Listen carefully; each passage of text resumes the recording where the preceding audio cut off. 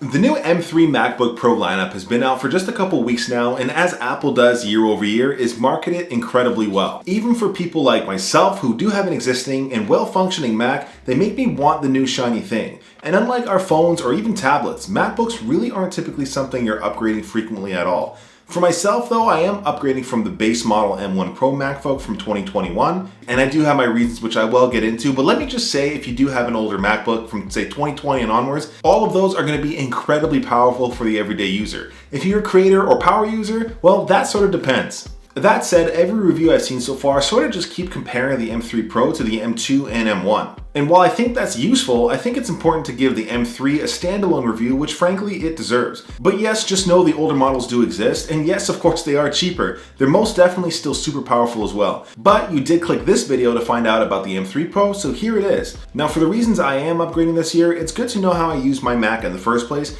and honestly I use it for just about everything. The main reason of course is content creation, and my M1 MacBook Pro has done an absolutely incredible job over the last 2 years. Still, some of the limitations have been more apparent recently. Outside of content creation though, I use it for education as I am pursuing my accounting designation online, watching Shake It Off by Taylor Swift at least 3 times before bed so my toddler will actually go to sleep. And yes, I really do use this for gaming despite not really being meant for it. I'm absolutely pumped to see Baldur's Gate 3 got ported over to Mac, and more AAA devs are hopping over year. But with all of that in mind, I have slowly started to grow out of my M1 Pro MacBook, and the M3 chipset lineup will definitely hold me over for the next 4 to 6 years, if not longer. For me, my biggest pain point is the limited hard drive. And right now, I did steal this SSD from my PlayStation just to get by. This SSD doesn't even fit into the enclosure I'm using, so something's definitely got to change. Now, I definitely want to jump into the specs and what makes this MacBook so special, but first, I do want to thank all of you for watching and allowing me to work with cool brands like Minisopuru, who is today's video sponsor. Now, despite the MacBook being a laptop, I personally pretty much only ever use it docked in a desk setup.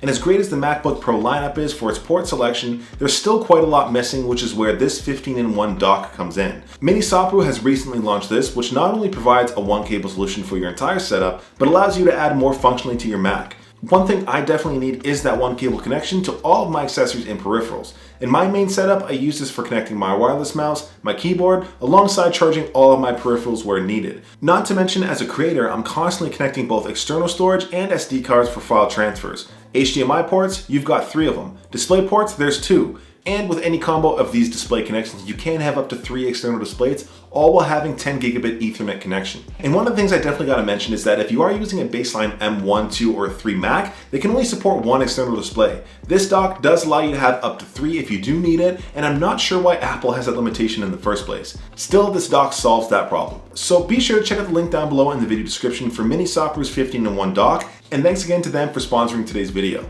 But getting back to what makes this MacBook so special, it's not just the black colorway, but also the new lineup of M3 chips. For myself, I'll be upgrading from the base model M1 Pro chip all the way to the M3 Max, and seriously, it's going to future-proof me for at least 5 years, if not longer. As far as how well this MacBook performs, it really is super quick. In my testing, this easily rips through my multi-streams of 4K footage. Of course, export times will vary depending on what you're working on, but this 8-minute project exported in just a couple minutes. This specific model is an M3 Pro chip with 11-core CPU, 14-core GPU, and 1TB of onboard storage. As for the space black finish, yeah, there's still fingerprints, but I don't really care that much. I'm not going to wipe down my device every 5 minutes. I still really dig how it looks. And for myself, this is legitimately a portable, powerful beast that I can really take with me just about anywhere. Whether I'm watching a show, doing work, editing, and even gaming. The thing for me with these newer M-chip Macs, you get full performance regardless if you're on battery or plugged in. And I don't want to just brush off the fact that it's simply incredible for all the everyday things as well. If I'm chilling just eating a meal, watching something is nice. If I'm in the kitchen cooking, having a show or music up just makes a big difference for making the whole thing more enjoyable. So it's not just those high-end checkboxes you want to tick. For myself, having that everyday experience makes a huge difference. And the fact of the matter is, this MacBook as well as the others are really flipping good. To add as well, this laptop is just so small. For myself, the 14-inch model is definitely the sweet spot. Now, despite Macs really not being meant for gaming previously, Apple has closed this gap quite a bit, especially year over year.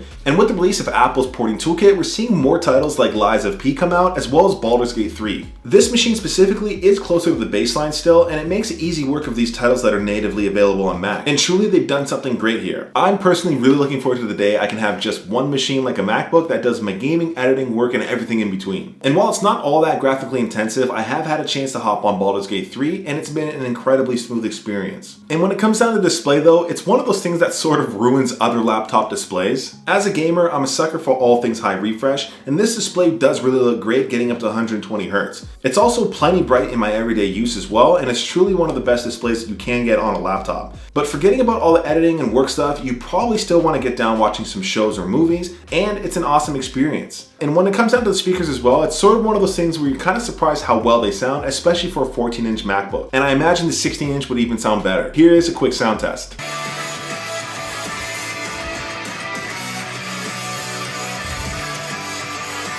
And of course, at the top of the display, there is that notch. I almost forget to talk about it every time, but it's not really that big a deal for me at least. And typically you'd want to know how the battery is, and I was going to test this, but anything I really test won't be the same for me as it would be for you. Still, the battery has been great. In my usage, I can game fully, edit fully, vibe out with shows fully just on battery, and it only just sips a couple percentage. But as somebody who docks every day, I can't particularly say I'm worried about battery in the first place. For charging, of course, you can do this through Type-C, but there also is this color match MagSafe cable in the box. It's a nice touch if you need it, and MagSafe is still super satisfying to click in. Now coming down to the mic and camera, they're fine. Nothing miraculous, but they'll definitely do the job well. Now I don't really think anybody is expecting studio quality in here, but for the mic and camera, it actually still sounds pretty great, and I think it's above average. I also want to give a huge shout out to the trackpad on this Mac. It's quite actually still unmatched to any other trackpad I've tried. It legit feels like you're pressing a button, but nothing is even moving. And something I notice people aren't really talking about still is the Touch ID. It's just one of those things that I use an insane amount daily. It's simply handy for logging in, entering passwords, and buying stuff I really don't need. So with all this in mind, should you get this Mac?